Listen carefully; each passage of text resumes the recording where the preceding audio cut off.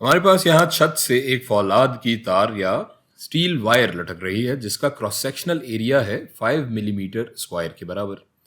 इस तार से 200 किलोग्राम का एक मास लटक रहा है। सवाल यह है कि इस तार की लंबाई में कितने फीसद इजाफा होगा।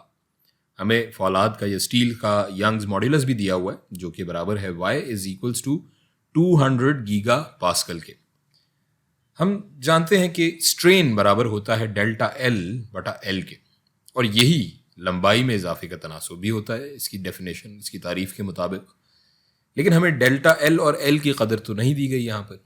सो हम यहाँ स्ट्रेस से शुरू करेंगे और स्ट्रेस की कदर मालूम करके हम स्ट्रेन की कदर मालूम कर सकते हैं, क्योंकि हुक्स लॉ की रूह से हम जानते हैं कि stress is equals to this Young's modulus Y into strain.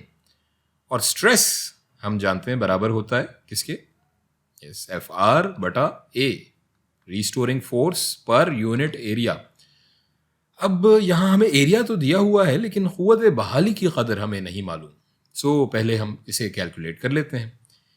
ये इस लटकते हुए मास पे नीचे की जानिब ग्रेविटी या कशिश सकल की एक कुव्वत लग रही है, हम जानते ही हैं, जो कि बराबर होगी किसके?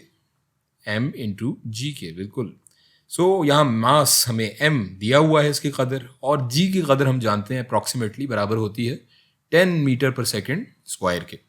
सो ये कुव्वत हो जाएगी 200 किलोग्राम ज़र्ब ये 10 मीटर पर सेकेंड स्क्वायर के, यानी इसको मल्टीप्लाई करेंगे तो हमें जवाब मिलेगा 2000 न्यूटन।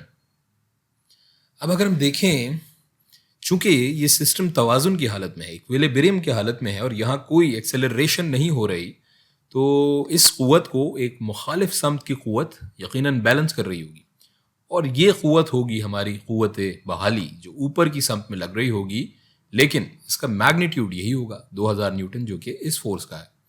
सो हमारी एफ आर रिस्टोरिंग फोर्स बराबर हो जाएगी F R is equals to 2000 newtons के। अब हम स्ट्रेस की कदर मालूम कर चुके हैं, स्ट्रेस की कदर हम बल्कि मालूम करेंगे। फ़िलहाल हमने रिस्टोरिंग फोर्स की कदर मालूम की है, और ये सारी वैल्यूज़ हम अपने इस फॉर्मूले में जो stress is equals to Y into strain है, इसके अंदर हम प्लग इन कर लेते हैं। सो ये एफ आर हमें मालूम हो गया, ये बराबर है 2000 न्यूटन के। ए हमें दिया हुआ है 5 मिलीमीटर स्क्वायर, लेकिन यहाँ पर हमें स्टैंडर्ड इंटरनेशनल यूनिट, ऐसा ही यूनिट में चूँकि बाकी चीज़ें हैं, सो इसको भी हम मीटर में लिखेंगे। सो अगर मीटर में लिखें इसको तो ये बराबर होगा 5 ज़रब 10 की ताकत मनफी 3 का स्क्वायर इज इक्वल्स टू, हमें वाई की वैल्यू भी दी हुई है लेकिन ये भी गीगा पास्कल में दी हुई है।